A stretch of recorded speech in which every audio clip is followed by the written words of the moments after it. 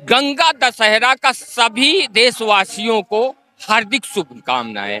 आप लोगों को बता दें कि आज गंगा दशहरा है और हम मौजूद हैं उत्तर प्रदेश के प्रतापगढ़ के कुंडा तहसील के हौदेश्वर नाथ धाम में, क्योंकि जहां पर हम मौजूद हैं मर्यादा पुरुषोत्तम राम के पूर्वज भागीरथी का यहाँ से सीधा संबंध है।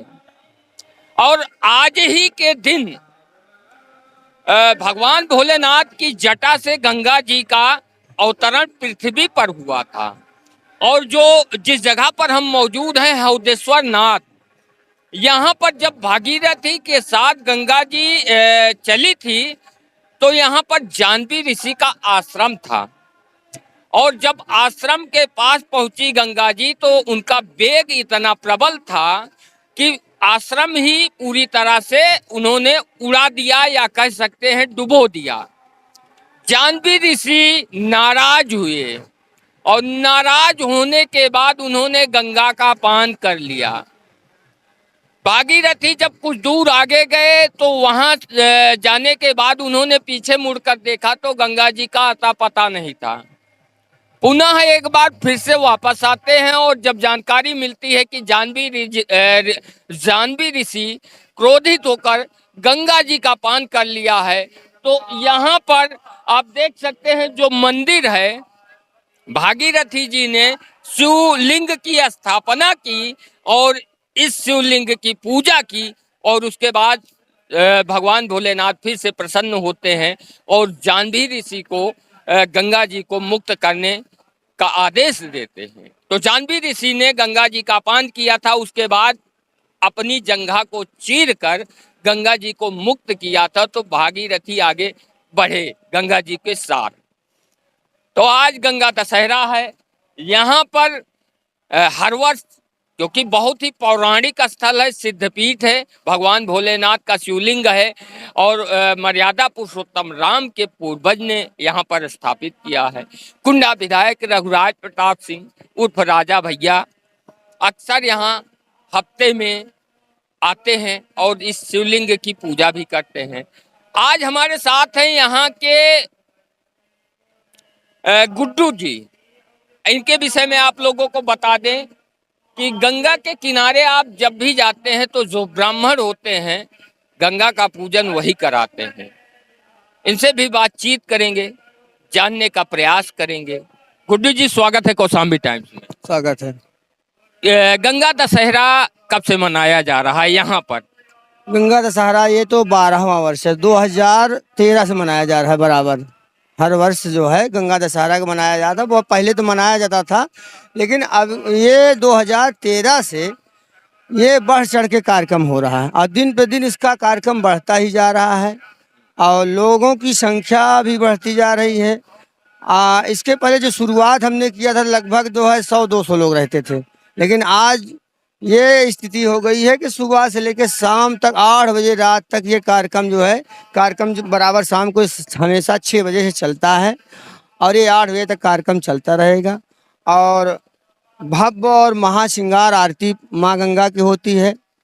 इसमें किसी प्रकार की माँ भगवती माँ गंगे की कृपा से त्रुटि नहीं होने के प्रयास ये हो कि त्रुटि ना होने पाए। ब्राह्मणों के मंत्रोच्चारण द्वारा और समस्त ग्रामवासी भक्तगणों के सहयोग से, शारीरिक सहयोग से, जिसका जिसका जो सहयोग होता है वो लोग करते रहते हैं और ये कार्यक्रम हमेशा अनवरत चलता रहेगा। जी, आप लोगों को अब दिखाएंगे जो शिवलिंग यहाँ पर भगीरथ जी ने स्थापित किया था और जिसकी उन्होंने पूजा की थी, उसे आप लोगों को दिखाएंगे। उस शिवलिंग के विषय में ये कहा जाता है कि इस शिवलिंग का और छोर कोई भी अता पता नहीं है। गुड्डू जी, क्या कहना चाहते हैं? जो शिवलिंग है उसके विषय में कहा जाता है कि उसके और छोर का पता नहीं। इसका अंत तो देखा गया है कि भगवान है, लेकिन नीचे कितने नीचे से निकले हुए हैं किसी को पता नहीं है। आपने कभी जानने का प्रयास किया? हमने तो नहीं प्रयास किया, लेकिन हमारे स्वर्गीय श्री गंगा शरण जी महाराज जी जो है ये अपने लड़कपन में जो है ये कम से कम 15 लगभग 8-10 फुट तक नीचे खुदवाए थे शिवलिंग के अगल बगल।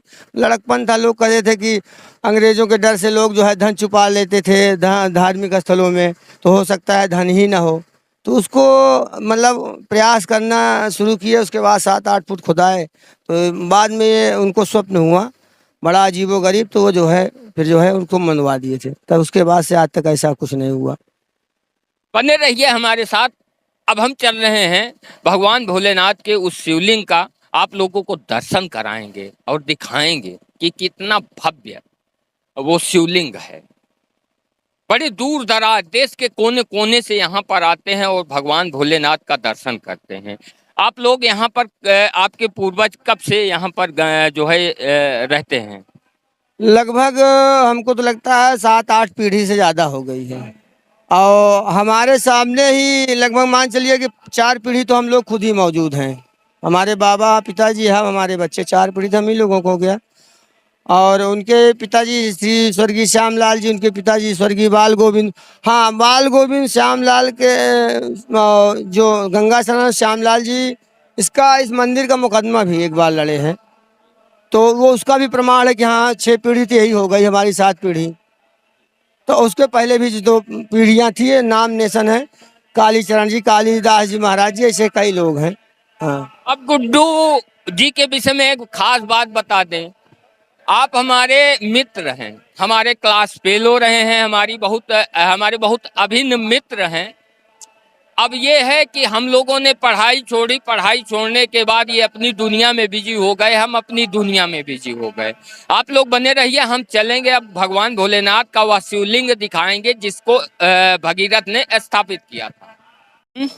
हम लोग मंदिर परिसर के अंदर आ चुके हैं और अभी अभी यहाँ पर आरती हुई है। गुड्डू जी हमारे साथ हैं। आप लोगों को इनके माध्यम से यहाँ के पूरे इतिहास को बताने का प्रयास करें। गुड्डू जी ये बताइए कि जो यहाँ पर घंटे लगे हैं उनके विषय में थोड़ा सा चलते रहे, बातचीत होती रही। ये घंटा जिन लोगों को विशेष परिस्थिति में, जिसके जैसे बच्चे नहीं हुए, जैसे किसी का मुकदमा हुआ, जैसे किसी को नौकरी नहीं मिल गई है, तो ऐसी ऐसी बड़ी बड़ी मान्यताओं के लिए जो है लोग बांधते हैं जी। और जिनका पूरा होता है वही बांधते हैं। कैमरामैन से कहेंगे कि थोड़ा सा दिखाने का प्रयास करें। आप देख सकते हैं कि कितने बड़े बड़े घंटे यहाँ पर बांधे गए हैं। गुड्डू जी ये बताइए कि क्या एक आध बार यहाँ का घंटा बिका है? जी बिका है। कब?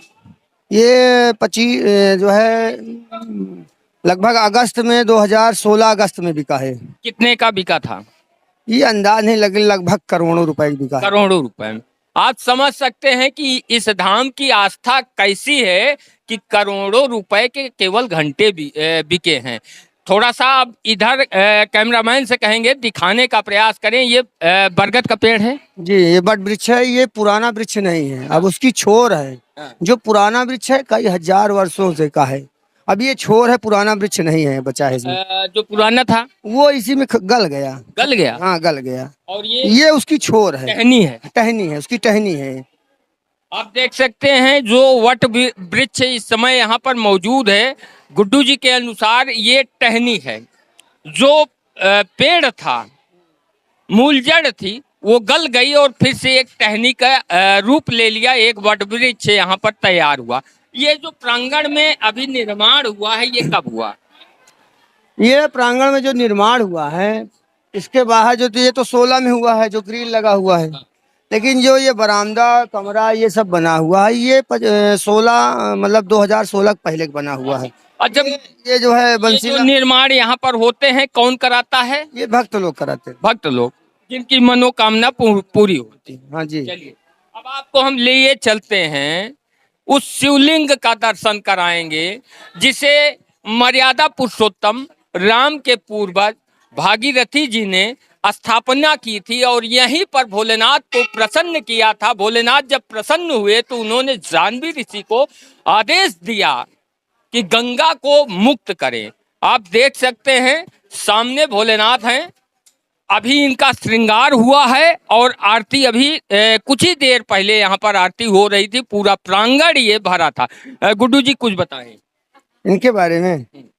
ये भगवान जब भागीरथी जी गंगा जी को लेके चले तो यहाँ से कम मान चलिए कि 12-15 किलोमीटर जंजीराबाद कहते हैं, जिसको आप जंजीराबाद बोलते थे, वहीं जाह्नवी ऋषि रहते थे। तो वो उनको पी गए थे।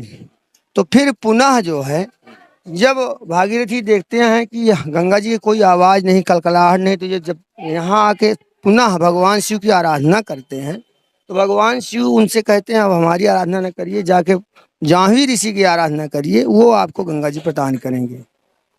तो उसके बाद जो है गंगा जी जब छोड़ते हैं तो यही भगवान शिवलिंग जो है, भगवान शिव जो है, उन्होंने प्रार्थना किया, भागीरथी जी ने प्रार्थना किया कि आप जन कल्याण के लिए विराजमान हो जाइए। ये स्वयं लिंग है, इसकी कोई व्यक्ति स्थापना नहीं किया है, कोई ऋषि स्थापना नहीं किया। स्थापना की जाती है 1.25 फीट, 3.25, 5.25, लेकिन इनका कोई पता नहीं कितने नीचे से है। और इनका स्वरूप भी तीन तीन प्रकार का बदलता है। कैसे? सुबह जैसे गोरा, दोपहर में जो है सांवला, और शाम को और गाढ़े हो जाते हैं। ये वही व्यक्ति अनुभव कर सकता है जो यहाँ सुबह से शाम तक रहेगा। जो मुख्य पूजा जो मुख्य पुजारी है, जो कोई भी व्यक्ति रहेगा, सुबह से शाम तक कोई भी व्यक्ति रहेगा, वही इसका अनुभव कर सकता है। हम मुख्य पुजारी जी से बातचीत करेंगे और जानने का प्रयास करेंगे। महाराज जी आए, स्वागत है कौशाम्बी टाइम्स में और प्रणाम आपको।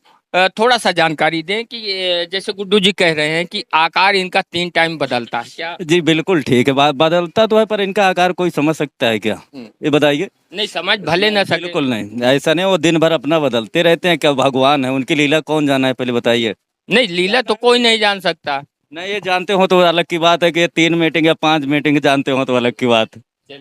ठीक, ये तो अपने आकार दिन भर बदलते हैं, कौन सा रूप ले लें कोई पता नहीं है जी। से राजा भैया भी अक्सर यहाँ पर आते हैं और पूजा अर्चना करते हैं, रुद्राभिषेक करते हैं। जी बिल्कुल, राजा भैया यहाँ आते हैं और रुद्राभिषेक भी करते हैं, पूजन भी करते हैं। जब भी व्यक्ति आते हैं यहाँ जरूर आते हैं। अच्छा, यहाँ पर दर्शन करने जरूर आते हैं जी। महाराज जी यहाँ पर घंटा जो लगे हुए हैं, घंटे बहुत बड़े। मान्यता है अपनी अपनी कि जो यहाँ शादी करता है, विवाह करता है, कुछ भी करे, पहले भगवान को यहाँ झंडा या घंटा चढ़ाता है, उसके बाद अपना जो भी करता है जी, जिसे निशान कहा जाता है जी। यहाँ पर भोलेनाथ का जो ये धाम है, निशान या कह सकते हैं झंडा और घंटा, मान्यता है। जिनकी मान्यता पूरी होती है भक्तों की, वो लोग यहाँ पर चढ़ाते हैं। किसी के यहाँ शादी विवाह या नौकरी कुछ भी हो, छोटा बहुत प्रोग्राम होता है या कुछ खुशियाँ मिलती हैं तो लोग आते हैं। और पूरे देश में इस स्थान का बहुत ही महत्व है। सनातन धर्मी जो हैं, जो सनातन को मानते हैं, वो यहाँ पर आते हैं। विशेष मान्यता है यहाँ की। अब आप लोग क्या सोचते हैं, कमेंट कर अपनी राय जरूर दें।